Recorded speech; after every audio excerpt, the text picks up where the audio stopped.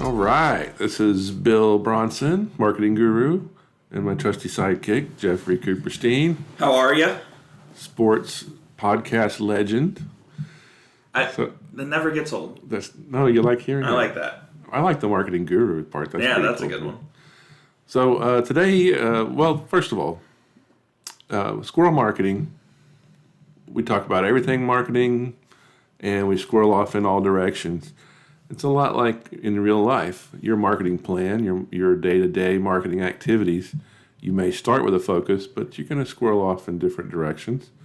And so it's no different here. That is what we do. It's what we do. So today we're going to talk about social media do's and don'ts, and some of the things that are pet peeves of ours. And what are you thinking? Social media is just so important to businesses nowadays that you have to have an online presence in order to succeed, whether it's a small business or you're a huge giant in whatever space you're in.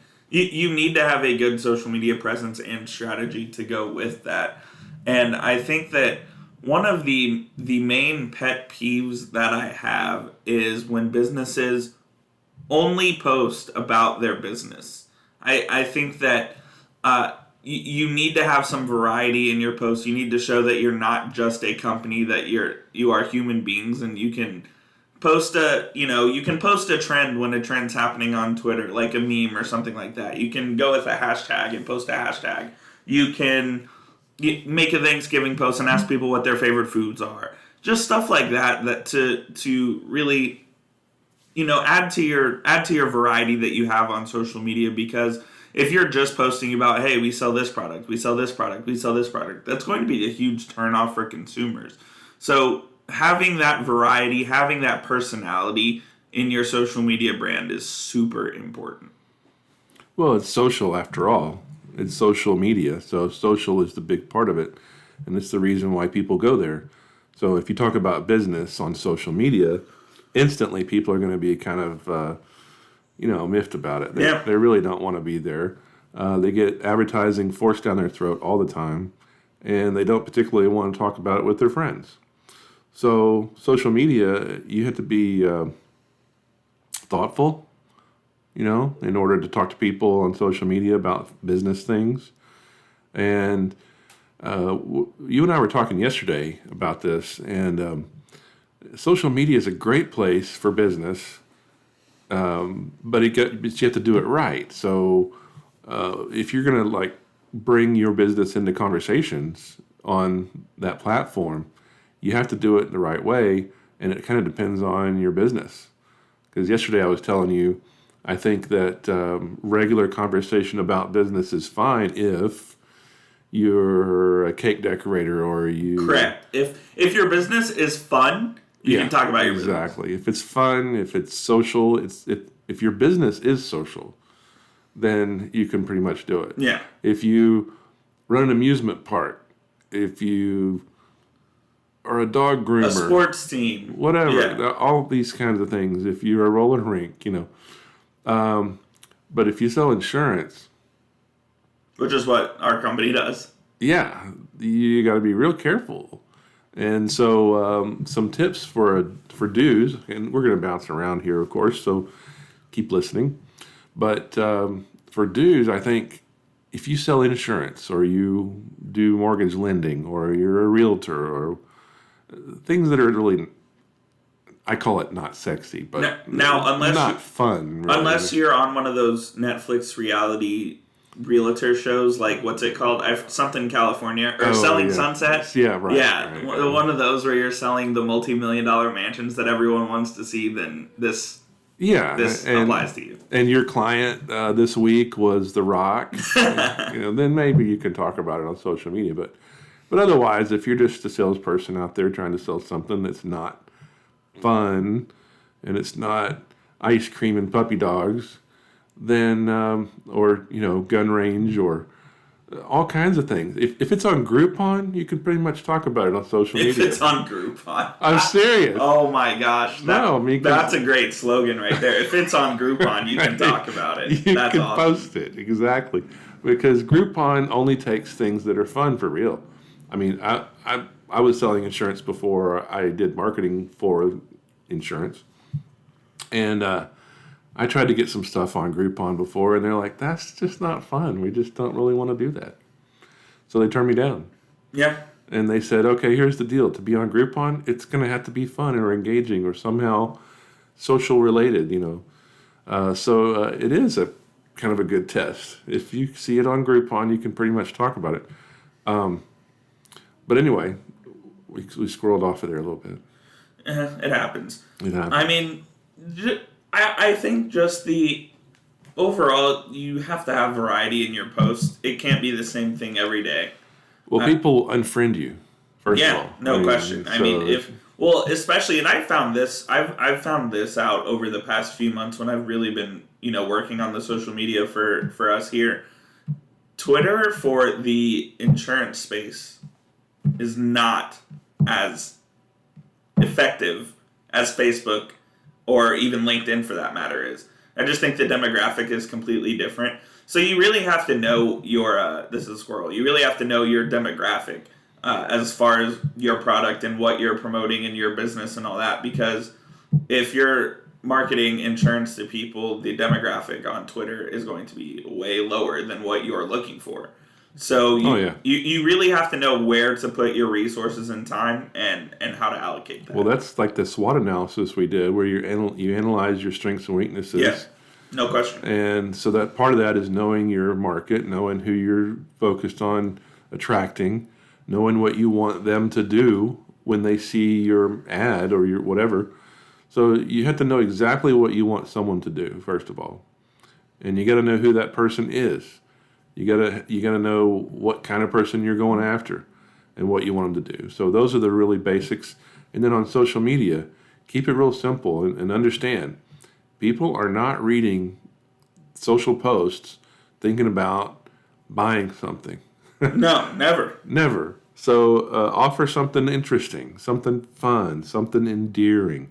If it causes you to go, "Aw," or if it's good. It's pretty good. Or if it causes you to laugh or cry or anything emotional related, in which our world is becoming more and more emotional apparently, then you're gonna be good on social media. So I remember talking to Jaden here about memes, and we were creating memes. Yeah. And I said we need a picture that you don't have to write anything on to become somehow to have a reaction to it, to become involved in this whatever, and then the words just augment that. Yep, no question. So you don't have a picture that you're like, what, where it's boring, right? And then have cool words. You got to have a cool picture and then augment it with words. And so, and there was another one, Squirrel, but I did this thing of Betty White. And she had a martini in her hand, and cash was raining down on her, and she had sunglasses on, and she was just like living the high life, and it was amazing. Awesome. And so I got this picture, and I made a meme out of it, and it said, the caller said, "You won the pottery." It took me a second to get that. That's pretty funny. Nobody got it. People around me were like, "That's not funny." Yes, it's funny. She thought she won the lottery and she's partying it up, right? So anyway, you got to be careful that first of all, it's not just you who gets your right. It has to be. It has to be a wide audience that gets it. You're gonna have to bounce it off some people that you care about, and then don't get upset if they don't get it. You have to have thick skin. I got upset though. I was like, I worked a long time on this. It was fun. But no, I have sort of an eccentric humor, so if you get it, you get it. If you don't, you don't. Yep. Social media, though, some practical tips real quick. If it's going to be a post and you're posting in your normal thread, then make it fun, make it something that someone learns from, or provide a link.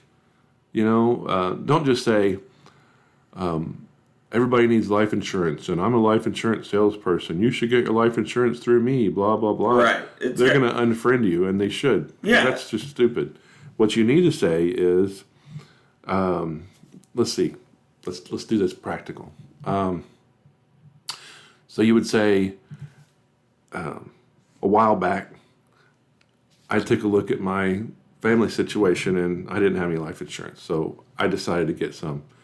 I'm in that business. If you want to talk about protecting your family, give me a call. That's okay. It's borderline. Well, I think the but it's personalization of it. You got to be more personal. Makes it better for sure. Because if you, like you said, if you're just, hey, I sell life insurance, come buy it for me. Not gonna work. But if you're like, hey, this impacted me in a positive way, you're more inclined to get business that way.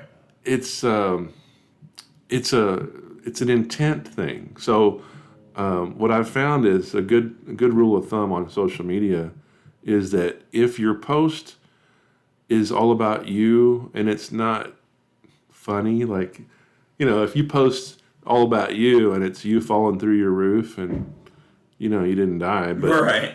And it's funny, then that's fine. But so your post should not be self-serving. That's the deal. Yeah, absolutely. It should be to help other people. So if you post something and you're telling a story and it's endearing, or if you post something that teaches somebody something that's important, then you're giving, and you want to give 80% and take 20. Always. I always give more than I take, and sometimes I don't take it all. That's a good rule, I think. The 80% give, 20% take, because if you're showing that you're more than willing to go the extra mile to help somebody out or help a company out, then they'll be more than willing to give you that 20% back. So while it is 80-20, it's really, it's a scale. It's a scale. But what I've seen with a lot of salespeople is that they'll just talk about something that happened in their day. So they'll be like, today I met this lady and it was really cool, and they'll tell a quick little story. And in that story, they explain how they helped her. Well, people aren't stupid. They know if this person was going through this and you did this to help them, and you thought that was a really cool day for you, and that's your post, they know what you do for a living. Yeah. I mean, you don't have to spell it out. Right. You can say, here's a link if y'all want to know more about this topic, and then let people do it. But the point is, for years, I did these little pop shop postings trying to get business, and I really never got any business out of it. I mean, I was in the mortgage business at the time for years doing this, and I really never got much business out of that. So I think that the Facebook ads are there for a reason. And if you're really, really trying to promote a business that isn't social, like you said, utilize those. Facebook ads can be really valuable if you know how to do them correctly. And I think that's something that companies really should use more is more Facebook ads and less of organic posting ads, basically, on their page. Yeah, because organic posting is a social space for people to have conversations with people they like. Correct. That's why the thing is called like. And that's why your groups are called friends. Your friends who like each other most of the time, or you unfriend them, right? That's how it works. That's how it works. As far as I understand. So if you're talking to your friends, if you wouldn't walk up to your friend at a barbecue and say something, then don't post it on the social media, right? So if you're walking up and you're talking to your friends at a barbecue, sipping on a beer, having a burger, whatever, and you start talking about your day and you talk about how you helped somebody and you thought it was pretty cool, you can say that. Yeah. You can do that on social. Absolutely. But you wouldn't sit there and browbeat your friend saying, have you looked at your life insurance recently? How much life insurance do you have? Do you really know if it's enough? People don't want that on social media. Nor do they want to hear it at a barbecue. They don't really want to hear it at a barbecue. So if you're going to do that kind of thing, if you want to hit somebody between the eyes with something and make them think and do a good, compelling ad, then do it as an ad. and you can set whatever kind of a budget you want for the day. It doesn't matter. It can be a small budget. It can be a large budget. But it'll sit there and trickle every single day. And if you want to know more about Facebook ads, we may do one just on Facebook ads. But so what are some of the other don'ts? So we know if it's self-serving, don't do it. But you were talking about your pet peeves. Yeah, you have to avoid posting more than probably twice a day if you're a business. Because if you start posting more than that, your feed, people's feed will start to get flooded with your information. They'll get tired of it, and they'll end up either unfollowing you or unliking you or whatever. And that's the worst case scenario. So I think that there's multiple studies that say there's certain times of the day where posting will yield the most engagement. It really depends on what you look at. I know for us, we usually do it at 10 a.m. and 2 p.m. right around those times. But there are some studies that say, oh, you should post at 7 p.m. and at noon. So it really depends on what your business strategy is. But don't post like 6 times a day about your business, or even the fun things for that matter. I know for me personally, if I saw, for instance, BJ's Restaurant, if I liked them on Facebook or something and I saw 6 posts from them a day, I get really tired of it. So I think you have to limit your posts, and that's where the quality over quantity comes in. Make sure your posts are good and not just there to have a post up there. Make sure that there's substance in them. Yeah. Again, think about the other person. So if you're going to annoy somebody, you should probably not do that. That's the overarching thing. Is don't be annoying. Don't be annoying, and don't be self-serving. And not on a business note, but just on a normal personal note. If I see somebody posting on social media and they constantly send the same thing, and it's all just reposts. Yeah. They don't actually have anything original thought to think about because they're so beaten up by this influx of news and information that all they can do is simply just proliferate it. They sit there and just repost and repost and repost. It's so annoying. I almost unfriended one of my family members because of it. You have to have original thought. You got to have something to say. I mean, even there are features now where even if you want to repost, you can still repost with your own comment. Sure. Absolutely. You can sit there and share it, and then you can talk about it. That's commentary. You're supposed to say something about it. Not just take a look at this. Mm-hmm. Take a look at this. Dude, I mean, seriously, I was thinking, do you have nothing better to do? I see like 8 or 10 of these an hour. I mean, that's ridiculous. It is. So we don't have to talk about that anymore because everybody knows it's annoying. Talking about it's annoying. Right. So social media. So Facebook. The repetition. Too many posts. Too close together. Self-serving. Just be personable. That's all it is. I mean, that's what you need to think about before you hit that send button every time. Just be personable. Make sure it's not serving you only. Make sure it's serving the people that follow you and your community as a whole. Yeah, as if you're at a backyard barbecue with them. Yeah. And then on videos, I wanted to talk about this for just a minute because I've noticed some things when it comes to sharing videos. And anybody can do a selfie video, and they're really beneficial. You do a selfie video and talk about something. In fact, if you've got something to say, especially as it pertains to what you do for a living, you could do a selfie video about it instead of a word post. People will sit there and listen to you on a video looking at your face more than they would want to read something. It's I don't know. It's a weird thing. Yeah, that is strange. But it happens. And another thing that happens is that Facebook is greedy.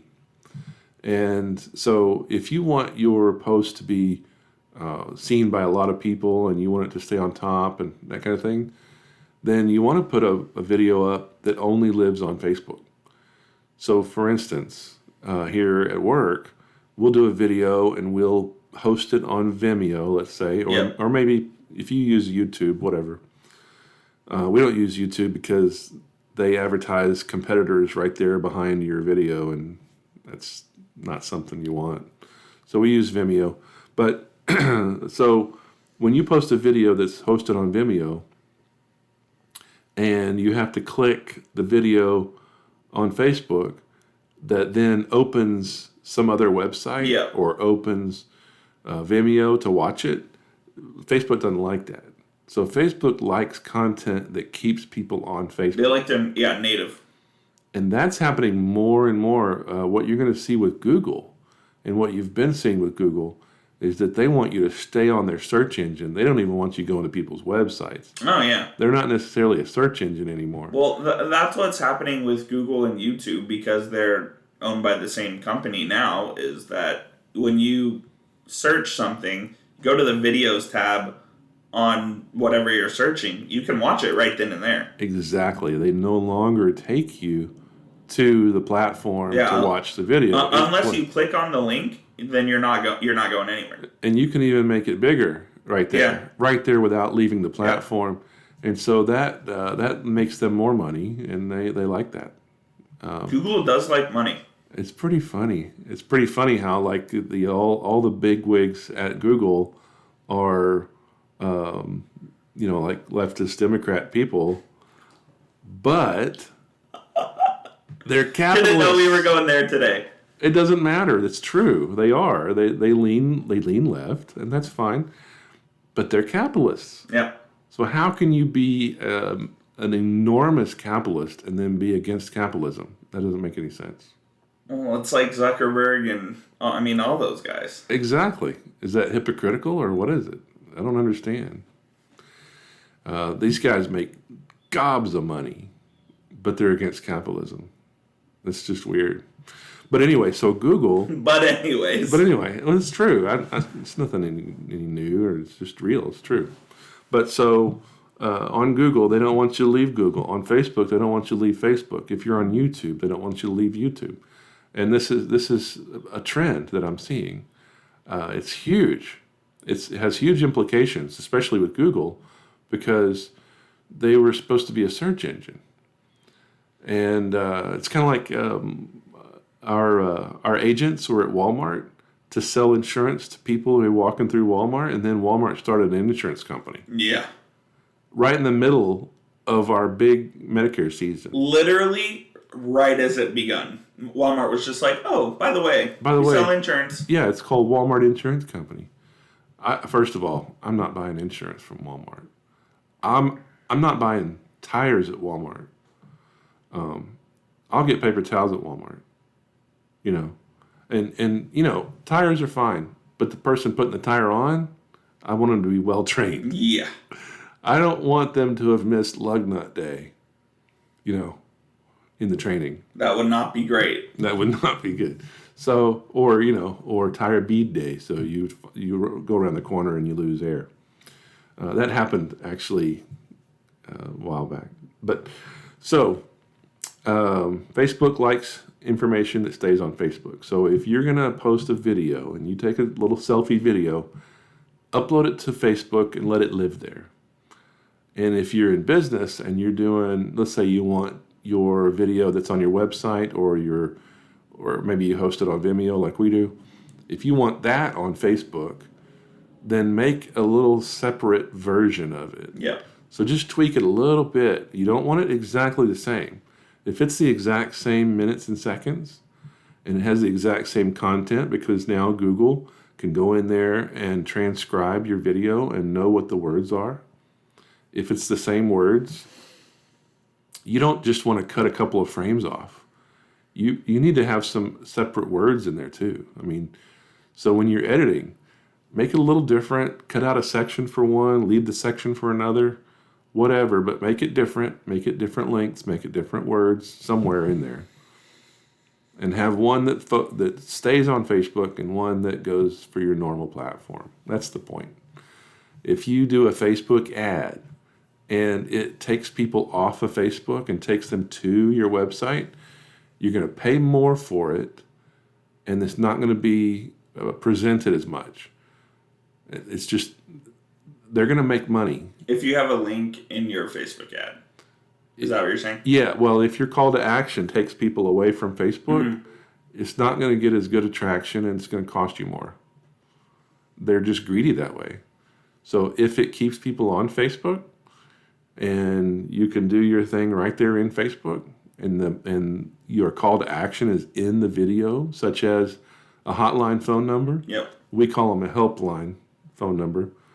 But so if your helpline phone number is right there in your video and the video lives on Facebook, you're going to have better traction. It's going to be cheaper for you over the long run. That's what we've got. That's about all the time we got? Yep. Awesome. All right. Well, till next time. We'll see you next week.